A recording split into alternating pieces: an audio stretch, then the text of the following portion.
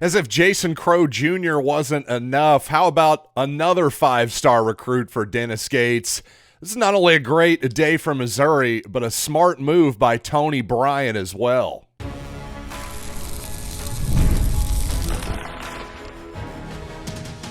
You are Locked On Mizzou, your daily podcast on the Missouri Tigers. Part of the Locked On Podcast Network, your team every day. Hey, all you true sons and daughters, I'm John Miller, your Mizzou mafioso and the central scrutinizer of Missouri Tigers football and basketball, and the nation finally starting to take a bit of notice of our Mizzou football team. The Tigers sneaking into the AP top 25, but I still think Missouri is a bit undervalued. I'll explain why. Also, Greg Sankey let us know that all this talk of, hey, your 3 permanent opponents, well, maybe not so permanent after all. Again, I'll get to that later in the program. First, I want to remind you, today's episode is brought to you by Game Time. Download the Game Time app, create an account, and use code LOCKEDONCollege for $20 off your first purchase. And if I'm leading the Monday after a Mizzou victory over KU in football with some basketball news, well, it's got to be a good one, and it absolutely is. Toni Bryant, a 5-star basketball recruit from the state of Florida, was in town to see Missouri take down Kansas, by the way, and apparently that visit, on top of, hey, I guess give a little tip of the cap to Eli Drinkwitz and his squad, too, for maybe helping seal the deal here. But obviously, congrats to Dennis Gates and his staff on this one, because after landing Jason Crow Jr., one of the top 5 players in the class by all accounts, this is another incredible coup, I would say, for Dennis Gates. Toni Bryant is a guy who has all the versatility in the world, I would say. It's 6'9", but very, very mobile. Also, I think this is just a smart move for this young man and for Dennis Gates. By the way, let's start from Dennis Gates' perspective. I really like the idea of recruiting athletes who have immense upside, who maybe haven't reached their offensive potential yet.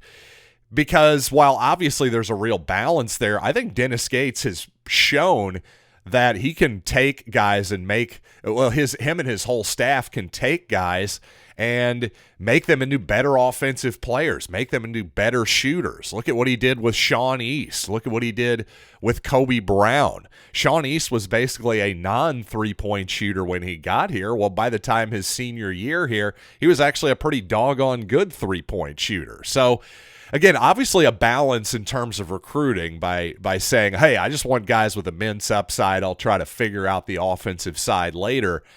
You still need shooters, and Dennis Gates is still in on a lot of proven shooters in this class, like Aiden Chronister for one. But Toni Bryant is the type of guy that does not come along all that often to Columbia, Missouri. This is a great day to stack on top of this Mizzou victory, obviously, over Kansas. Again, more on Toni Bryant here. What stands out to me is just what a versatile piece he can potentially be. At 6'9", but a guy who can move. He's not your classic 4-man. If you're thinking of, I don't know, Karl Malone or Javon Crudup from the Mizzou days in the 1990s. But he's looking like he could potentially be the perfect type of 4-man for the modern game. A really good transition player. That stood out immediately because he can finish and handle the ball a little bit in the open court too. I mean, just run, young man, where you are in the ball game and good things are going to happen. I thought, although he's unpolished clearly in the half court, I thought he has some pretty good-looking half court, some beginnings of some half court moves there. Nothing crazy, but he doesn't need to be Kevin Durant to be an effective player at 6'9". Just the simple threat to shoot, which he's at least slightly above 30%, I think, from 3 at this point, at least in some tournaments and in some small samples, but I don't think that's his strength or anything like that. But again, at that size, if you just have the ability to shoot, the threat to shoot, and just a good enough handle and a jab step, I mean, that's going to get you a long way if you're that big and athletic. And really the defensive upside there is just immense. He should truly be able, with his mobility at that size, should truly be able to handle just about a player of just about any size, really. So a switchable man, a versatile player on both ends of the court is Toni Bryant. I will say this, even though Bryant is a 5-star, Jason Crow Jr. is a 5-star, I think Jason Crow Jr., there's a really good chance he comes in and starts for Missouri immediately. At the very least, he's going to be an important part of the Missouri rotation the second he steps foot on campus. He's just that good of a scorer, number one. I think that is going to translate immediately even into the SEC. But I think Toni Bryant, like 95% of freshmen, may take a minute to work his way into the Missouri rotation because, again, despite that immense upside that I just described for you, I think he's a little bit unpolished, and that's okay. That's not an insult. There's a lot of guys who are a little bit unpolished as true freshmen who came in and made immense strides as a sophomore. Anthony Robinson comes to mind just very recently for Missouri, a guy who made tremendous strides. By the way, saw Anthony Robinson, I believe it was Anthony walking down the street with Sean East this past weekend at the Mizzou game. So cool to see that connection is still there. But regardless, this is a great day for Missouri basketball. Another 5-star player to add to the 2026 high school class. Really impressive stuff from Eli Drinkwitz and his staff. I just think this is a great move for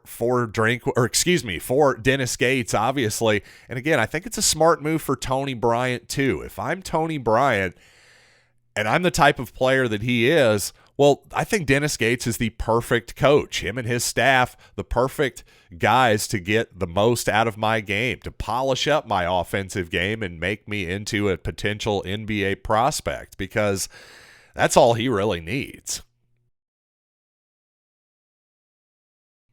And on the football side, Missouri just inside of the top 25 at number 25 in the Associated Press top 25 poll.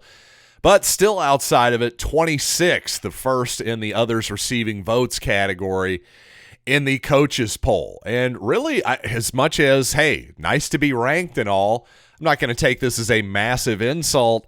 I still think Missouri is undervalued right now by the pollsters. And I've got some pretty simple logic for you as to why I think that's the case. So stick with me here.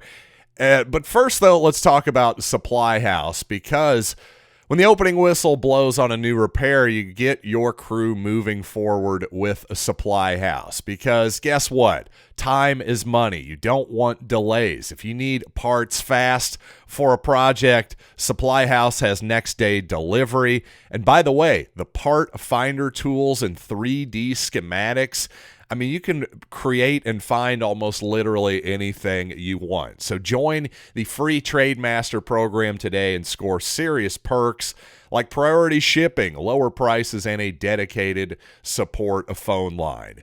Visit supplyhouse.com to sign up for free and use promo code SHCollege5 for 5% off your first order. That's supplyhouse.com. Real people, real service. And college football is back in Missouri. Well, a hot commodity right now. And as excited as I am about college football, well, I'm not excited about trying to find tickets at the last minute. Well, that's where Game Time comes in to help all of us out. And I have to say, again, Missouri, a hot commodity right now. Even for the Louisiana game this week, $95 to get in the door, but some pretty good tickets for that price. 125, row 23, or if you like to sit up higher, row 66 for that same price. And of course, as always at Game Time, those prices include all the fees, so no surprises at checkout. Take the guesswork out of buying college football tickets with Game Time. Download the Game Time app, create an account, and use code LOCKEDONCollege for $20 off your first purchase. Terms apply. Again, that's promo code LOCKEDONCOLLEGE for $20 off. Swipe, tap, ticket, go, download Game Time today. Just to recap, Missouri 25 in the AP, 26th in the coaches. But you know what? The advanced projections seem to like the Tigers more, like S&P Plus, for example. 13th are the Missouri Tigers currently. And the reason I tend to lean more towards those projection numbers, not only because they're, well, more favorable to my team, well, I tend to believe them more than the pollsters anyway. But in fact, I have some real simple logic here. Coming into this season, I think everybody else around the Tigers thought the two biggest question marks were quarterback and offensive line. And quite simply, I think because of how Beau Pribula's played so far, I think quarterback is no longer a question mark for this team. I really believe that. As long as Beau Pribula's healthy, I feel pretty confident. And that doesn't mean that Pribula is going to win the Heisman Trophy or be first-team SEC or never make another mistake. That's obviously not what I'm saying. I'm not saying he's perfect.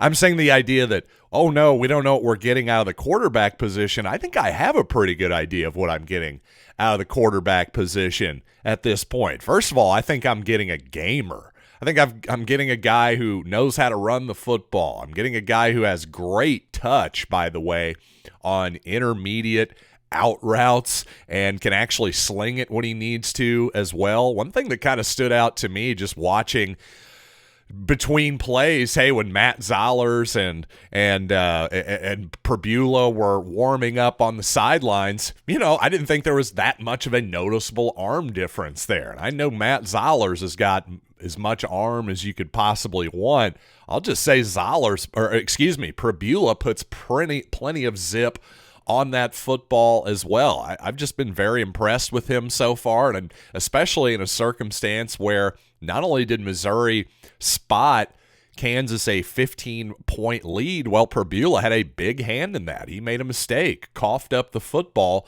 that led to a scoop and a score by the Jayhawks. And yet, like a golfer who's just maybe hooked one out of bounds or something like that, instead of letting that, you know, just derail the rest of his round, well, Pribula was great from then on out for the most part, I would say. So, you know, how could you not be impressed with Beau Pribula at this point? Again, his second game ever against the team's arch rival. He's the new guy in town, spot him a 15-point lead, calmly comes back and helps Missouri come back in the ball game. Doesn't get much better than that. By the way, according to Eli Hoff, through 2 games of the 2025 season, Mizzou's Beau Pribula's PFF passer grade is second in the country, only behind Tennessee's Joey Aguilar, by the way. Pribula 5th in his overall offensive grade among all players and 9th in adjusted completion percentage. So obviously you can say, well, Central Arkansas, that's not a real opponent. Kansas, obviously, that's a real opponent. And Pribula, to me, statistically, I don't have the what were his numbers against Central Arkansas. The point is, I don't know that you could do much better statistically just in terms of good old-fashioned box score fantasy stats than what Pribula did against Kansas on Saturday. Also, Eli Drinkwitz went on to say, there's a lot to improve on, but in the biggest moments, in the toughest times, on 4th down, I think he was nails.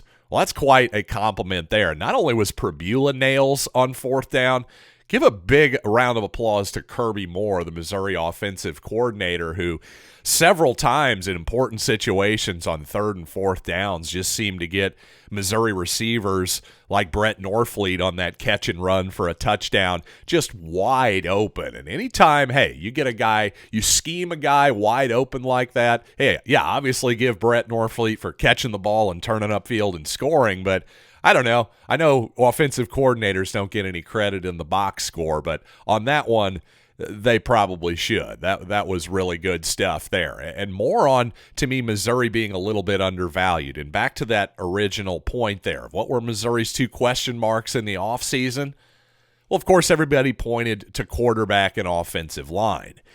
Now, obviously, the Missouri offensive line still had its moments of, well, not great play against Kansas. They let Pribula get pressured too many times and sacked too many times for my liking. Also, I thought the Missouri ground game, while it had some great explosive plays, wasn't efficient enough overall for my liking. There were, I think, 10 or 11 carries by the Tigers that got a yard or less in the game, something like that. I saw that stat. Apologize to all of you for not having that perfect stat right in front of me. The point here is that there was a lot backing up my point from the previous show that, you know what, this running game just wasn't quite as efficient as it should be. But on this offensive line, though, the thing is, the Missouri offensive line and its issues, to me, the problems are a lot more solvable than I think a lot of other people's problems in the country and maybe even in the SEC as well, because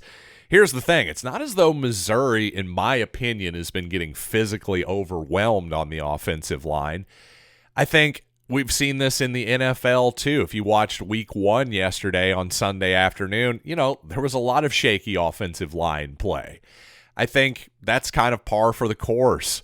I think early in the season it takes offensive lines, especially when there are new guys each and every year, as there are for Missouri, new transfers in, transfers out, all that kind of stuff. Even your best guy, Cayden Green, this is only his second year with the program. He's at a new position. And yet, Cayden Green, week 2 against Kansas, according to PFF, 47 pass block snaps, 0 pressures allowed by Cayden Green. So again, Missouri's problems to me on the offensive line are real. I'm not trying to hand wave them away. I just think they're a lot more solvable than, say, if we just didn't have the horses up front, if we just weren't getting any pass rush, if we just didn't have the defensive backs, if our quarterback just simply wasn't good enough, most importantly. That clearly is not the case. So I think at the very least, we can take the quarterback concern off the table. I'm just not worried about Beau Pribula anymore. Offensive line, am I still a little bit worried? Yes, I am. I'm just thinking that's something that Missouri, again, solved throughout the 2023 season when early in the season against Middle Tennessee and Memphis, for example, the Tigers didn't dominate.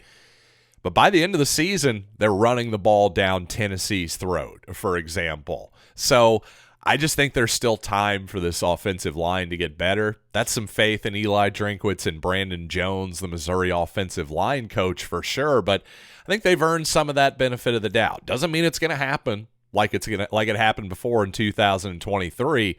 I just think that because we've seen it happen before, well, it gives me some faith that at least it can.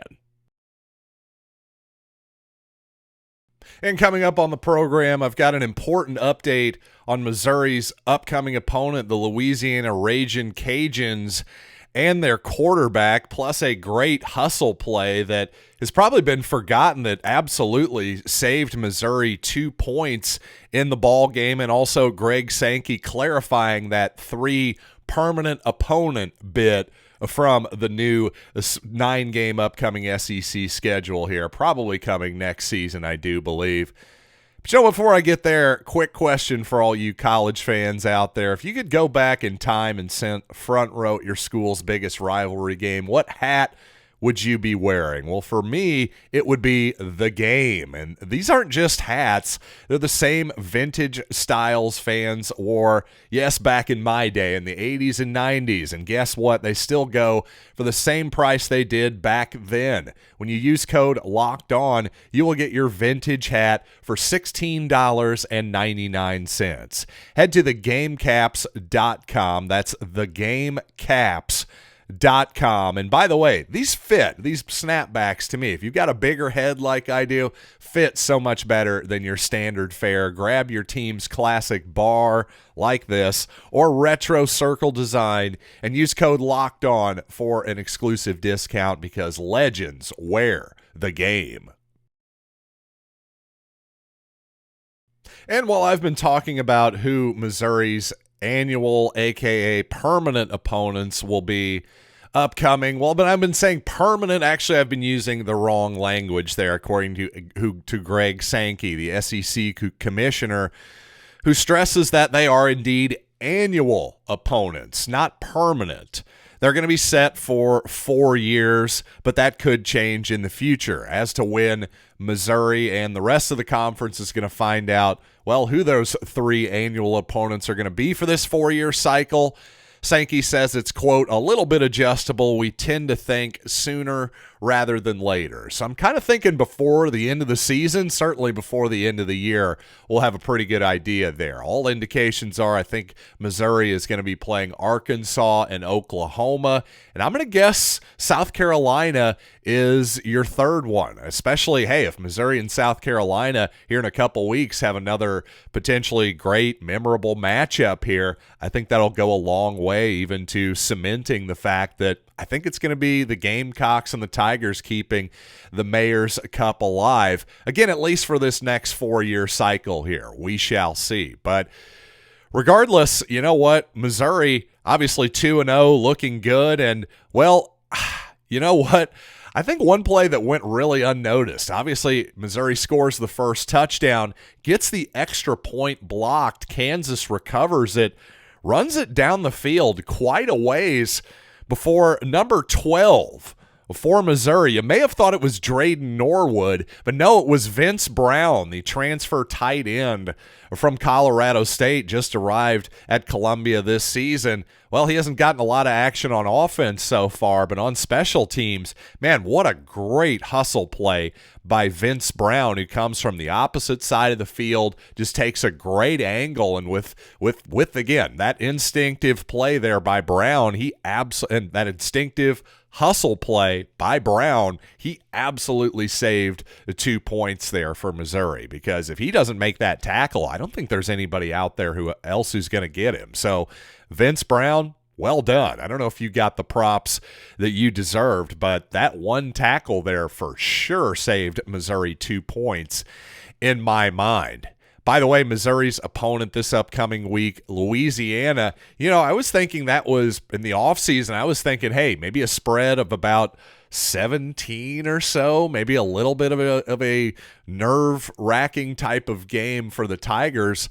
Well, Louisiana hasn't looked so hot the first couple weeks, losing to Rice 14-12.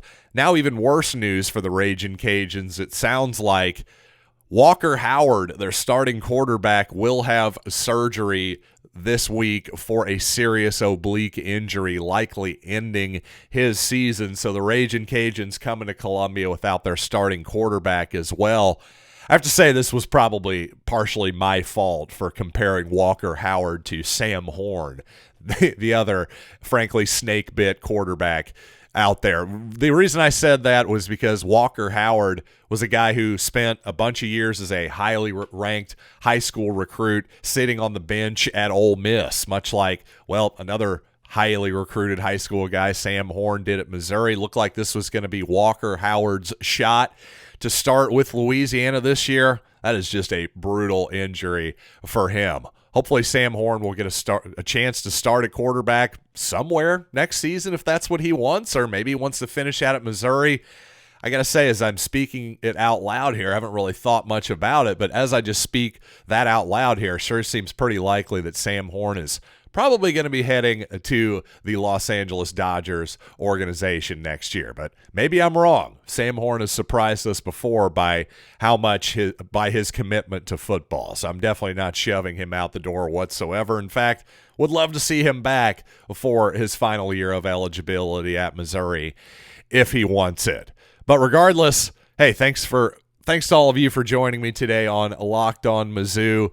And it's another big moment for Locked On, by the way. College football fans, Locked On and Fire TV present College Football Kickoff every Thursday throughout the season, only on Fire TV. We're talking Gary Patterson, Jesse Holly, Locked On's local experts. Again, College Football Kickoff every Thursday throughout the season, only on Fire TV. And thanks for listening to Locked On Mizzou.